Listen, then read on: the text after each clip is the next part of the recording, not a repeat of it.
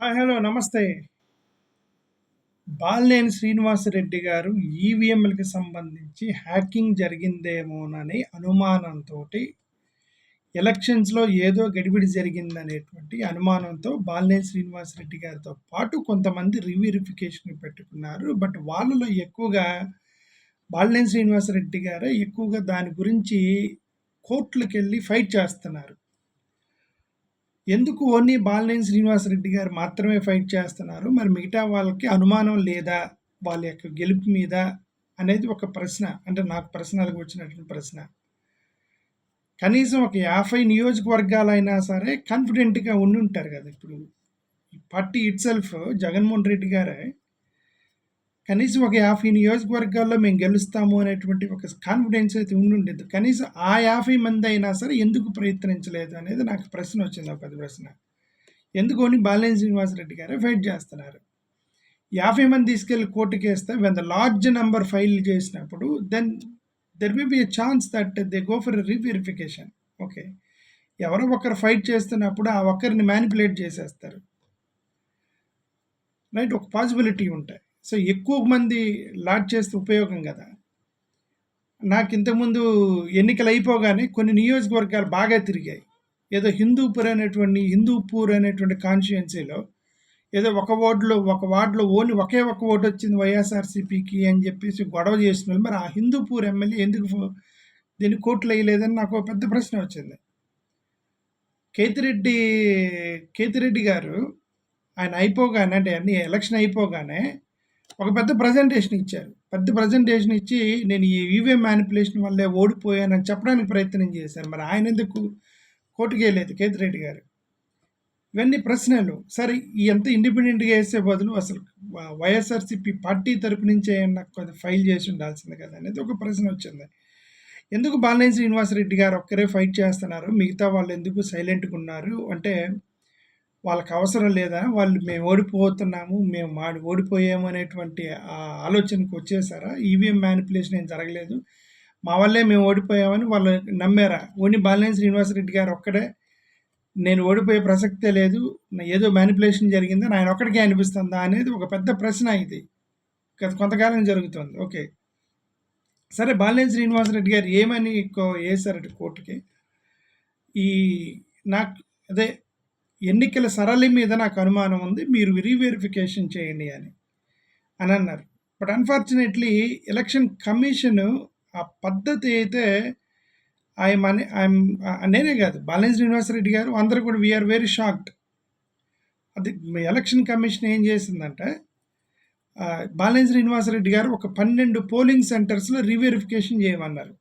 ఈ 12 పోలింగ్ సెంటర్స్లో నాకు ఎక్కువగా ఓట్లు పడ్డాయి. బట్ కానీ వాళ్ళకి మెజారిటీ వచ్చింది. నాకు ఈ 12 పోలింగ్ సెంటర్లో డౌట్ ఉందని ఒక 12 పోలింగ్ సెంటర్స్ మీద బాలినేని శ్రీనివాసరెడ్డి గారు కన్సర్న్ ఎక్స్ప్రెస్ చేశారు.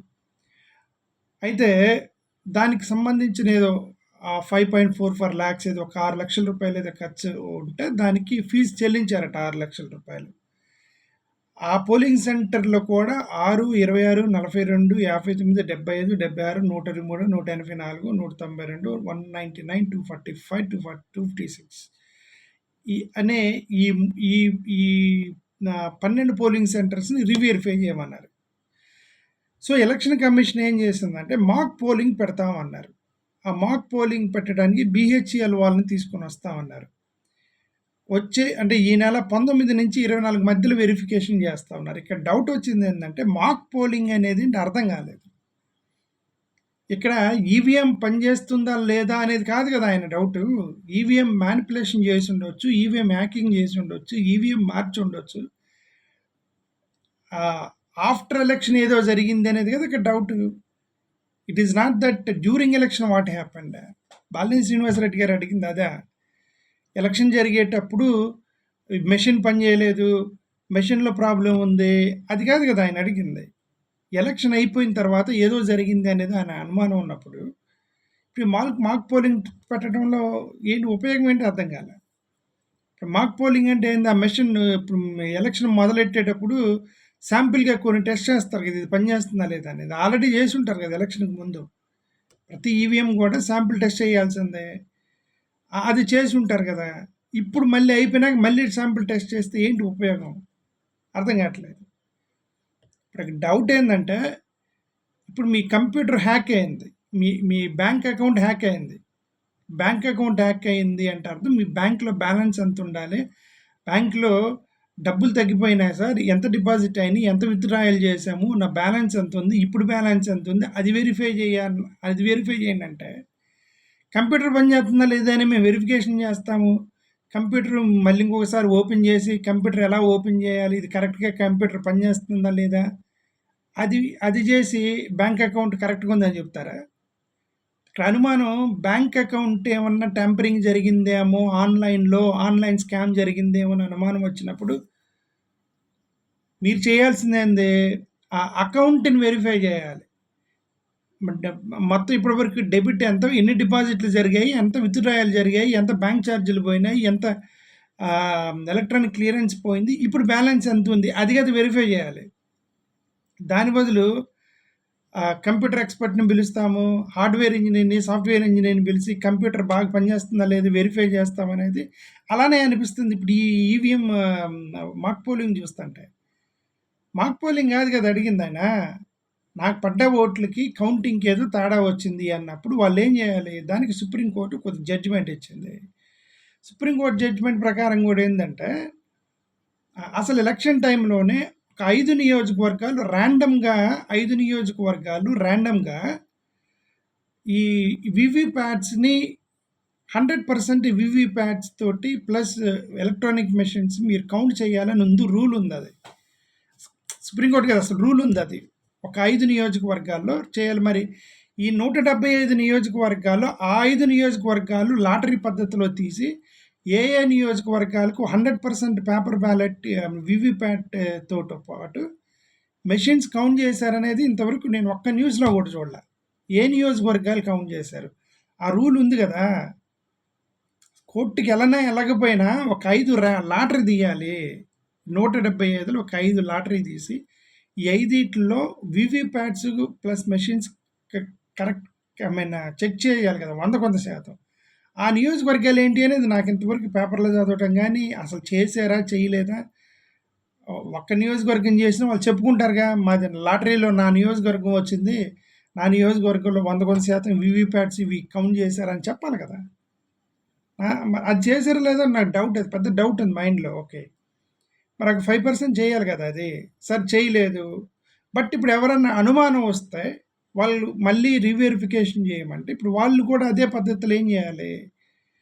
వీవీప్యాట్స్కి ప్లస్ ఓటింగ్కి వీవీప్యాట్స్కి హ్యాకింగ్ జరిగింది ఏమైనా అనుమానం వచ్చినప్పుడు వీవీప్యాట్ స్లిప్స్కి దీనికి అది కదా వెరిఫై చేయాలి. ఇదేందో మరి మాక్ పోలింగ్ చేపిస్తాము, ఇంజనీర్లు తీసుకొస్తాము, మళ్ళీ శాంపుల్గా 4-5 ఓట్లు వేస్తాము, కరెక్ట్గా ఓట్లు పడుతున్నాయా లేదో చూపిస్తాము అంటే అదేంటి? అది కంప్యూటర్ పనిచేస్తుందా లేదో చూపిస్తాము, ఎక్సెల్ షీట్ ఓపెన్ చేసి చూపిస్తాము, వర్డ్ డాక్యుమెంట్ ఓపెన్ చేసి చూపిస్తాము, కరెక్ట్గా ఎక్సెల్ షీట్ బాగా పనిచేసింది, వర్డ్ డాక్యుమెంట్ బాగా పనిచేసింది కాబట్టి నీ బ్యాంక్ అకౌంట్ హ్యాక్ కాలేదని చెప్పడానికి ట్రై చేస్తున్నారా? What is this logic? అదే ట్రై చేస్తున్నారు ఈసీ. దీనికి ఒక సిస్టమ్ అంటూ లేదు. అసలు సుప్రీంకోర్టులో వాళ్ళు కోర్టులో కేసు వేసినప్పుడే అసలు సుప్రీంకోర్టు కూడా కొన్ని జడ్జిమెంట్స్ని సింపుల్గా తీసేశారు. పేపర్ బ్యాలెట్ సిస్టమ్ తీసేయండి అంటే లేదు, కుదరదు, పేపర్ బ్యాలెట్ సిస్టమ్ తీసేయడం కుదరదు, సరే ఈవీఎం సిస్టమ్ తీసి పేపర్ బ్యాలెట్కి రండి అంటే కుదరదు, ఈవీఎం మీద జరపాలన్నారు సుప్రీంకోర్టు. ఇప్పుడు వాళ్ళ కాన్ఫిడెన్స్ ఏంటో. రెండోది ఇది కూడా అడిగారు, సరే మీరు పేపర్ బ్యాలెట్ ఇష్టం లేదు కనీసం ఇది చేయండి. అదేంటంటే మెషిన్ మీద ఓటేస్తాము, స్లిప్ వచ్చింది కదా, ఆ స్లిప్ తీసుకెళ్ళి బాక్స్లో వేస్తాము, ఆ స్లిప్పులను కౌంట్ చేయండి అన్నారు. అది కూడా కుదరదు అంత సుప్రీంకోర్టు. మెషిన్ మీద ఓటేయండి, మెషిన్ మీదే కౌంట్ చేస్తామన్నారు.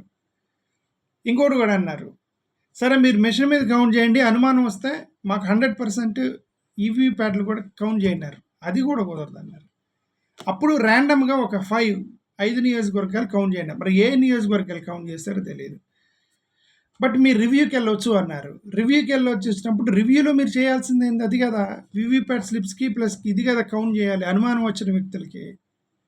ఇదేదో మరి మాక్ పోలింగ్కి షెడ్యూల్ చేసాము, మరి దీని మీద మళ్ళీ మళ్ళీ హైకోర్టుకి వెళ్ళారట బాలినేని శ్రీనివాసరెడ్డి గారు అని ఈరోజు చదివా నేను. అసలు అర్థం కావట్లా. Something is fish is happening, something fish is happening. అది వ్యవస్థలో ప్రాబ్లమా, అసలు న్యాయ వ్యవస్థలో కూడా న్యాయం దొరకట్లేదండి. అది పెద్ద ప్రాబ్లం ఏంటంటే డెమోక్రాటిక్ సిస్టంలో న్యాయ వ్యవస్థలో కూడా ఒక్కొక్కసారి మనకి న్యాయం జరగట్లేదు. మనం అనుకున్నది ఒకటైతే వేరే వేరే జడ్జిమెంట్లు వస్తున్నాయి. సరే, అది మనకి న్యాయము, అవతల వాడికి అన్యాయం, వాడికి న్యాయం జరిగితే మనకి అన్యాయం జరిగింది, మనకి న్యాయం జరిగితే వాడికి అన్యాయం జరుగుద్ది. బట్ జడ్జిమెంట్లు అలా ఉన్నా సరే సమ్టైమ్స్ అబ్నార్మల్ డెసిషన్స్ వస్తున్నాయి కోర్టుల నుంచి. అది మనం there judges point of view it may be right, but the sufferer point of వ్యూలో we feel it is injustice, right? అదే. Thank you.